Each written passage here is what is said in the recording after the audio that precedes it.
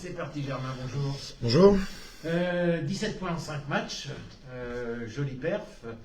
On imagine que la pression négative de janvier-février, elle est positive maintenant, non? Ouais, complètement. On a sa tendance, notamment avec ces 3 matchs contre les concurrents directs et ensuite on faisait un bon match à Agen pour finir le bloc. Et puis là, on a bien redémarré contre Grenoble. Donc oui, c'est une bonne chose. On est dans une bonne dynamique et effectivement, on rattrape le retard qu'on avait pris en début d'année. Ouais. Je crois que sur ce match, d'ailleurs Vincent arrive, il a salué le contre en touche après le match vendredi. Si je ne dis pas de bêtises, il y a eu 7 ballons volés à Grenoble. Tu disais dans une interview dans la Charente Libre il y a 2 semaines, les nouveaux objectifs fixés par Tanguy sur la touche, la volonté de plus contester en l'air. Ça paye?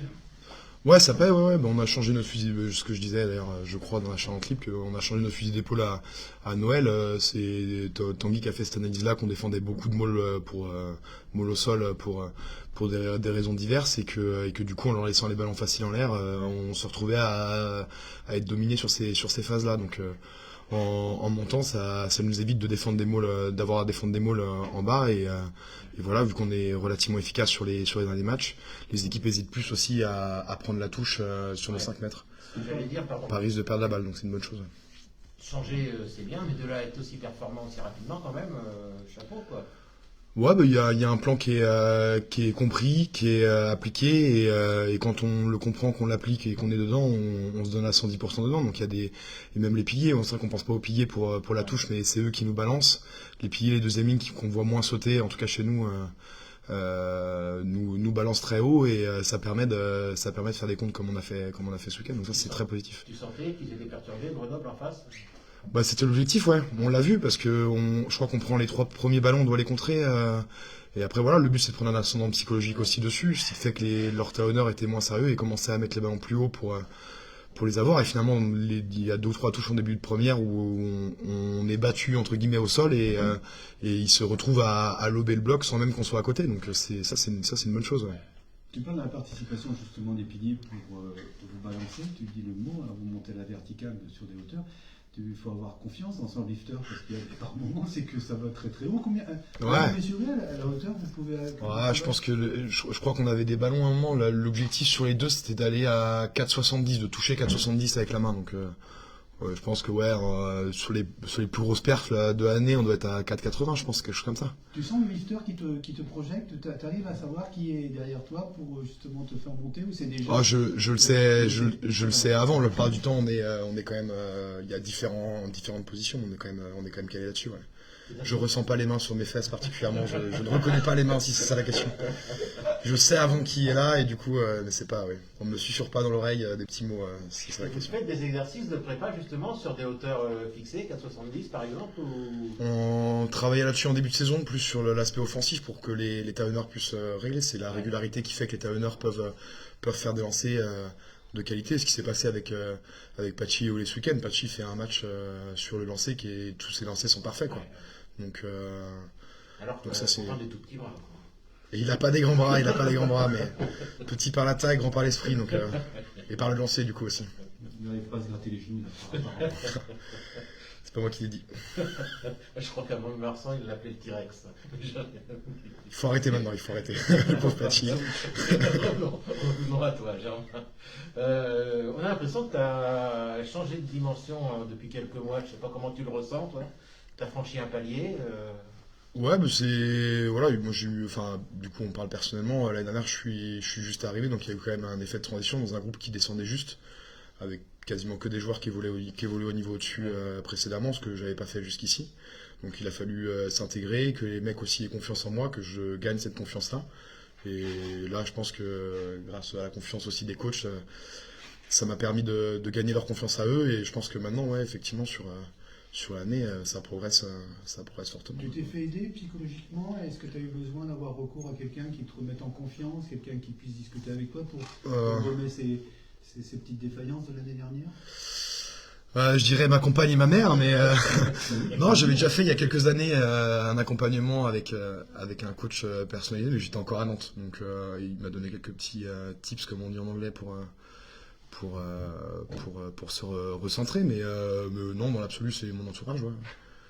c'est des séries, ouais, c'est la confiance des coachs aussi qui fait qu'après on peut s'impliquer à fond et on se sent mieux, quoi. Tu t'étais fixé quand même le développement en Pro D2. Cette année, c'est une belle saison pour toi. C'est quand même un aboutissement par rapport à ta carrière qui doit être fort. Au fond de toi, tu dois avoir une certaine fierté, même si tu la montres pas quand même. Oui, bien sûr que je suis fier. Ouais. Oui, non, bien sûr que je suis fier. Mais après, un aboutissement, j'irai pas jusque-là parce que oui, c'était l'objectif, mais une fois que l'objectif est atteint, on en veut un autre. Maintenant, top 14, je sais pas, mais déjà rester en Pro D2, une deuxième année en Pro D2, ce serait déjà très bien. Mais ouais, c'est l'objectif. Donc il y a un autre objectif maintenant qui est fixé, personnellement et avec l'équipe, c'est de rester en Pro D2. Et je pense pas qu'on se satisfasse, ni moi ni l'équipe, de jouer ces matchs en Pro D2. On veut en jouer plus et on veut voilà. Il en reste aussi ça pour aller chercher le maintien. Ça passe par Aurillac dès vendredi soir. C'est une équipe qui est toujours redoutable à la maison, qui a la réputation d'avoir une grosse conquête. Ça va passer par là forcément. On se répète souvent, hein, c'est souvent comme ça. Hein. Je pense pas qu'il y ait beaucoup d'équipes dans lesquelles on dit si on n'a pas de conquête ça va passer. Là en plus là-bas qu'ailleurs. Et certainement pas plus là-bas qu'ailleurs. Hein. On sait à la maison, ils en font leur marque de fabrique. Même moi, du coup, qui évoluais pas en Pro D2 les dernières années, tout le monde sait qu'à Aurillac, ça rigole pas. Donc voilà, grosse mêlée, gros maul, grosse conquête dans son ensemble et grosse agressivité. Et à la maison, ils perdent quasiment jamais. Donc voilà, faudra être solide. Ouais. Pas le moment d'avoir une petite période d'euphorie après ces derniers résultats. Non, après, il faut qu'on garde la confiance et après qu'on aille là-bas avec la volonté de respecter le plan qu'on s'est fixé, de s'engager à fond dedans et après on verra où on en est. Comme on l'a dit avant, Aurillac à la maison c'est très très solide, donc on va y aller étape par étape et on verra à la fin si on est en position d'aller chercher un ou des points. Comme vient de dire Eric, parler d'euphorie, on a l'impression quand le coup de sifflet final arrive, il y a une certaine forme d'euphorie, mais après vous plongez aussitôt dans le match de la semaine d'après, on a vraiment l'impression d'une grande concentration vers l'objectif maintien Pro D2. Ouais, je pense. Déjà, il y a la chronologie qui fait qu'on joue le vendredi, donc déjà le week-end, ça veut dire que le lundi, il faut qu'on ait déjà regardé les vidéos et mis en place pas mal de choses. Donc nécessairement, l'euphorie du match elle s'arrête assez vite puisque le lendemain, déjà, on démarre la malise, donc. Ça s'enchaîne quoi, ça s'enchaîne très très vite, donc forcément après on profite quand même le soir des victoires et en particulier des victoires. Ouais. Là par exemple contre Grenoble ça faisait extrêmement plaisir, on n'a pas fait de folie mais ça faisait plaisir après match, c'est très agréable de gagner, beaucoup plus. Merci Germain. De rien. Merci à vous, bonne journée. Il n'y a pas les bouteilles d'eau aujourd'hui. Ah oui. Oh putain. Ouais, l'attendant, c'est pas là. Ouais, j'ai pas soif, c'est pas chaud. Allez, voilà. La place est chaude, j'ai mal au dos. La place est chaude. Allez, on y va. Vincent, bonjour. Bonjour, messieurs, dames. 17 points en 5 matchs, c'est presque un rythme de candidat aux phases finales. Quand on a gagné les 6 prochains avec le bonus, on sait pas. Non, mais c'est bien d'avoir une série positive comme ça, même s'il n'y a pas eu de victoire à Germe, il y a eu quand même un bonus def. Oui, on est dans je trouve qu'on est à notre niveau, c'est-à-dire qu'on est capable de gagner des matchs chez nous, des matchs contre les équipes de notre niveau. Là, on a fait je dis pas un exploit, parce que même si Grenoble est dans les premiers, c'est pas une équipe qui... C'est une équipe qu'on se devait de battre, on était obligé de le faire pour continuer à espérer. Et après, on est allé accrocher un résultat chez une équipe de notre niveau aussi. Donc voilà, on est dans ce qu'on pourrait faire avec de temps en temps une défaite à domicile, un exploit à l'extérieur. Mais on ne devrait pas être si bas parce qu'il y a eu trop de... Voilà, un début de saison trop chaotique avec surtout des déceptions, des matchs perdus au dernier moment. Bon, on y revient à chaque fois. Mais... Ça veut dire que tu penses que vous avez quand même franchi un palier, vous avez trouvé une certaine stabilité? Je vous l'ai souvent dit, hélas, il n'y a pas d'effet cliqué, surtout dans notre équipe. C'est-à-dire qu'on est capable de... on avait fait, je crois qu'on était à 7 ou 8 fautes sur les derniers matchs. Là, on repart à 16 fautes, donc on est réindiscipliné. Là, on a une touche où on contre, où on a tous les ballons. J'espère que ce sera le cas encore la semaine prochaine. Voilà, on est... sur les pertes de balles aussi, on en perd encore trop. Mais sur l'état d'esprit, là, c'est sûr qu'on est en progrès. Ouais, Et tout est lié aussi aux victoires, à la confiance. Et voilà. Alors rugbystiquement, il y a du progrès, mais c'est pas encore c'est pas une progression linéaire. Et Je vais te dire, parce qu'on a encore vu une équipe aux deux visages vendredi. On a encore vu une équipe à réaction. La différence, c'est que ça gagne maintenant. oui, voilà, c'est que les joueurs ont cette sérénité, c'est qu'on en parle souvent. Alors on a tous les niveaux de plan de jeu, on sait quel rugby on va pratiquer, comment on veut le pratiquer. Le seul regret de la première mi-temps, c'est l'analyse qu'on a faite lundi, c'est qu'on a mis, je crois, 5 ou 6 très bons jeux au pied, mais qu'à chaque fois, ça s'est retourné contre nous. C'est-à-dire qu'il y en a un qu'on récupère, il tombe sur la tête d'Iñaki, sur le pied de Marvin et dans les bras d'un Grenoblois. On presse, on met un bon plaquage à la sortie du coup de pied. Il nous manque un joueur sur la montée défensive, ils font un pick and go, ils nous refont 30 mètres derrière. C'est tous ces petits détails-là, donc cette constance, et surtout quand on est à domicile, et des débuts de match comme ça, alors qu'on est plutôt dans le match, ça se retourne contre nous, on est mené, mais le miracle, si on n'en prenait pas un peu plus à la mi-temps, même si Grenoble n'est pas ultra dominateur, mais nous on n'est pas vraiment dans le match, et puis on a vraiment une deuxième mi-temps très intéressante, où là par contre on a marqué 2 ou 3 essais de plus. Tu dis que vous avez vu mieux, et qu'il reste encore des choses à faire. Ce championnat va se terminer, parce qu'on va attaquer un mois d'avril qui sera presque la fin du championnat. Est-ce que pour toi il y a encore des possibilités de montrer, ou est-ce que vous allez vous asseoir sur ce que vous faites actuellement pour assurer le maintien? Non, mais on connaît les bases, ça fait les bases du rugby, bien sûr il y a la conquête, on sait les progrès qu'on a fait, et on en a encore à faire. Sur ce qu'on appelle les sorties de camp, les sorties terrain, on est de plus en plus performants. Mais voilà, je touche du bois, parce que je sais pas si on le saura ce week-end, mais c'est vrai qu'on est performant. On a une qualité de jeu au pied, on a des joueurs qui, aux réceptions des ballons, sont de plus en plus concentrés, donc on fait moins d'erreurs. Et il y en a à tous les niveaux, des erreurs sur les sorties de camp. Donc on est propre dans notre, on va dire, notre zone 1. La zone offensive, la zone 2, on est de mieux en mieux, parce qu'on arrive à tenir le ballon, mais il faut qu'on arrive à être encore plus entreprenant. Et ensuite, les progrès qu'on a à faire, c'est la zone de marque, puisqu'on marque toujours très peu sur ballon porté. On a passé quand même 20 minutes ou 25 minutes dans cette zone-là. On a des occasions d'essai, des passes lobées, contrées, interceptées, des essais où Nas tombe à 1 mètre de la ligne. Voilà, on doit être plus performant. Donc la grosse marge de progression, on va dire que notre zone de sortie, elle est bonne. La zone 2, là où on doit tenir le ballon, mettre nos cellules en place, elle est correcte et on doit l'améliorer encore. Et après, on doit être plus tueur sur la zone de marque. Et c'est là et que ce soit à la main ou au pied, on a une pénalité à 22 mètres face au poteau qui doit nous mettre à plus 8 à 2 minutes de la fin. Donc, si on gagne le match, on ne rentre pas. Donc, c'est un état d'esprit. Donc, ça peut arriver, que ce soit Jaco ou Manu, on peut rater des pénalités comme ça. Mais dans l'état d'esprit de l'équipe, c'est être plus tueur dans cette zone de ce que l'on appelle la score zone, la zone de marque. Ouais. 5 points d'avance sur la zone de relégation, à 6 journées de la fin, c'est un mini-break. C'est aléatoire. Il suffit qu'on perde ce week-end, que les autres gagnent, on se retrouve pas bien. C'est la surprise de Carcassonne, mais c'est une bonne équipe. Alors qu'ils battent Mont-de-Marsan, qui était venu avec une équipe un peu diminuée, je le conçois, qui gagne avec le bonus, voilà, c'est une super performance. Donc ça ne nous arrange pas, mais on sait qu'on va lutter avec eux, avec Montauban. Je pense que Massy, même s'il a encore des ressources, ils sont un peu derrière. Voilà. Il y a Rouen qui a fait match nul chez lui, c'est sûr que si on arrive à accrocher un exploit à Aurillac, voilà, on se dit qu'on va respirer. Si on perd et que les résultats sont positifs pour les autres, ils seront bien sûr négatifs pour nous. Cette équipe d'Aurillac, Eric en parlait tout à l'heure avec Germain, c'est une équipe qui est forte devant, avec une grosse mêlée, avec des ballons portés, et qui a un jeu qui est relativement axé toujours à peu près sur les mêmes secteurs. La vidéo que vous avez vue annonce des changements par rapport aux autres années, où on est resté du côté d'Aurillac? Non, c'est une équipe bien sûr. Après c'est un peu la légende, c'est du Aurillac, ils ont un terrain un peu penché, il y neige souvent, mais c'est une équipe, je le répète souvent, elle a fait des finales de Pro D2, elle est capable de très bien jouer au rugby. Au match aller ici, nous on fait un très bon début de match, mais on prend des essais par Nico, leurs 3/4 centre, par leurs ailiers, avec un très bon joueur, le petit Ocagne, qui nous met un coup de pied par-dessus, une chistera derrière, et on perd le match parce qu'ils ont joué au rugby, ils savent jouer au rugby. Mais en plus, de par la culture et souvent par le climat, parce que c'est vrai que c'est pas évident l'hiver de développer un jeu très, voilà, ils ont un climat quand même qui est, même si j'adore aller courir sur les coteaux d'Aurillac, c'est une très jolie ville, mais c'est vrai que c'est un rugby rugueux. Mais ils savent, voilà, il faut pas les caricaturer à ça. C'est une équipe avec à l'époque de Davidson, avec Push Lestrade que j'aime beaucoup, qui a vraiment été un formateur, un très bon navigateur, un très bon entraîneur. Ils ont toujours eu un rugby, et je crois que avec Gontinéa, qui reste dans cet état d'esprit-là. rugueux, bon sur les bases, mais en plus capable de développer un rugby attractif. Tu parlais du match aller, tu as longtemps dit que tu l'avais en travers de la gorge, celui-là.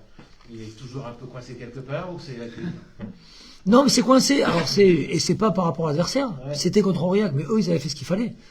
C'est nous qui, au moment d'enfoncer le clou, on n'a pas su le faire. Et on s'est recroquevillé, on les a laissés, on a raté, on a raté des plaquages. Je crois qu'à l'automne, tu nous as dit une ou deux fois que tu attendais le match retour. Mais bien sûr, parce que j'ai envie que les joueurs se rappellent de ça et qu'on a perdu des points et qu'on a perdu la confiance ce jour-là.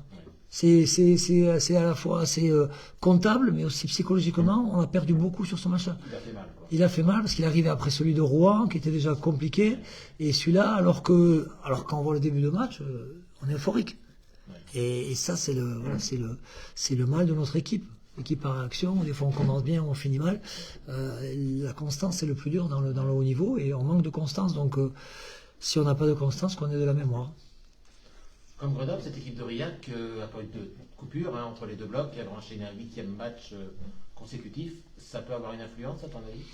Ouais, je pense qu'ils ont été un peu la fleur au fusil à Colomiers. Vu le score, c'est pas leur habitude, ça, de rentrer avec des valises pleines comme ça. Donc, d'après moi, ils ont préparé le retour à domicile. Vous êtes Voilà. ciblé. Ouais, on est ciblé, mais Ah, ce nous, match-là. on est ciblé à tous les matchs. Ouais. Alors, on fait partie des équipes qu'il faut battre, c'est normal et il faut l'accepter. Par contre, eux, je pense qu'ils perdaient très rarement à Jean-Alric. Et là, ils en ont perdu 2 cette année. Dans Grenoble, il y a 15 jours. Grenoble, il y a 15 jours. Voilà. Donc, c'est sûr que ça va être très très compliqué. Mais Deux défaites, dont une à la maison. voilà. Donc, nous, on est en quête de victoire, on est en quête de points. Donc nous, on va s'accrocher pour essayer de prendre un bonus et mieux si possible. On l'a fait à Agen, dans un contexte aussi politique compliqué pour les Agenais. Là, on va à Aurillac où je sais pas la météo, ce qu'elle nous réservera comme surprise, mais voilà, il n'y aura pas de neige. Et on se méfie avec le climat actuel. Mais voilà, ça va être dur, mais on le sait, on est préparé à ça, et on sait aussi que nous derrière on a Provence et que ça va se jouer à détail. Donc on va chercher des points, ça c'est sûr et certain. Effectivement, les équipes, quand vous êtes une équipe à battre, est-ce que justement le fait que vous ayez enchaîné des matchs et des belles performances depuis le début de la saison ne risque pas de changer le regard qu'ils peuvent avoir sur les SA15? Mais j'aurais préféré qu'ils nous pensent très faibles. C'est sûr qu'en gagnant, ils se disent, ouais, ils ont vu, comme nous, ils ont vu le match qu'on a fait à Agen, ils ont vu notre deuxième mi-temps contre Grenoble. Ils savent qu'on peut leur poser des problèmes, donc ils vont être avertis. Mais c'est bien aussi. Il y a pas de surprise. Après, c'est des jeux de dupes. Tout le monde sait qu'il y a peu d'équipes qui lâchent, il y a peu d'équipes qui se croient arrivées, qui pensent qu'ils vont dominer outrageusement. En Pro D2, c'est pas le cas. Il y a rarement des équipes, à part Oyonnax, qui dominent outrageusement ce championnat et qui roulent sur les autres. Est-ce que la blessure de Mathieu Hugade, blessure au côte, apparemment, puisqu'il ne devrait pas être là ce week-end, est-ce que ça a changé justement les lancements? Est-ce qu'il était moins apte à faire les lancements en première mi-temps, voire Non, mais en première mi-temps, on n'a pas assez le ballon. On contre leur ballon, on a des turnovers, mais on n'a pas beaucoup le ballon et il y a très peu de lancements. Alors Grenoble n'en a pas fait parce qu'ils n'ont pas eu de touche, je crois qu'ils ont un lancement. Et nous, on en fait 3, 2 sur touche, 1 sur mêlée, donc il y a peu de lancements sur ce match-là. Mais Mathieu a été un peu diminué, mais il a quand même joué, il a fait son match. Et Jaco, il le sait, Jaco, il n'a pas fait une très bonne rentrée. Mais voilà, on a discuté calmement et je lui redonne ma confiance. Mathieu n'est pas là. Mathieu n'était pas là pendant 3 mois ou 2 mois et demi. Et Jaco, il a tenu la baraque. Donc voilà, il faut lui faire confiance et je suis sûr qu'il va faire le match qu'il faut à Aurillac. La semaine dernière, tu nous disais que ça avait été compliqué d'expliquer à Nakiri qu'il ne jouerait pas. On ne l'attendait pas. Finalement, il est sur la feuille, il rentre à la mi-temps. Il déchire tout. C'est ce qu'on attend, de la concurrence, de l'émulation et voilà, qu'on voit Ledou Amao qui fait des performances à chaque fois. Ledou, il est minimum à 14 sur 20 à chaque fois. Et par contre, Nas, des fois, il est à 8 et puis d'un coup, il monte à 16 ou 17. Même s'il lui manque 3 cm comme Pachi sur les bras pour aller marquer STC. Mais bien sûr qu'il nous amène. Et puis, il y a eu la rentrée de Mathis Lafont à Agen qui avait été encourageante. Iñaki qui a été intéressant à l'aile. Voilà, ça me donne plein de solutions. Et on va continuer à garder une ossature qu'on connaît, mais à chaque fois intégrer des joueurs frais et continuer avec cette concurrence parce qu'il reste 6 matchs, même si c'est peu. C'est vrai que c'est peu, mais en même temps c'est beaucoup parce qu'il va falloir les enchaîner. Du Bobo, contre Grenoble, il y a un peu de place. Ben, il y a Mathieu qui a une fracture d'une côte, mais qui est une fracture qui est pas si gênante que ça, donc ça sera à lui, à son ressenti, à la douleur. Et on sait qu'il est solide et qu'il a envie de bien finir la saison. Et après, non, il n'y a pas de bobo particulier, donc ça c'est plutôt Jean-Monnier, un très petit renseigné. défi, non, ça va, c'est suffisant. C'est un footballeur, Yas. Il tombe, mais il se relève. Pas de Sur les problème. convalescents, Yacine Boutmani. Boudmani est apte. Non, on a sur la première ligne, on a tout le monde qui est sur le pont. Bien sûr, il y a le petit Barca qui est toujours suspendu. Ouais. Et sinon, voilà. Sinon, Il y en a non. Nicolas Martins. Nicolas Martin qui est rentré du Portugal après avoir souffert contre la Géorgie. Mais non, on a l'effectif, on a du choix. On a du choix, donc c'est des choix à faire, tout simplement. Merci Vincent. Merci à vous. Si je me rappelle.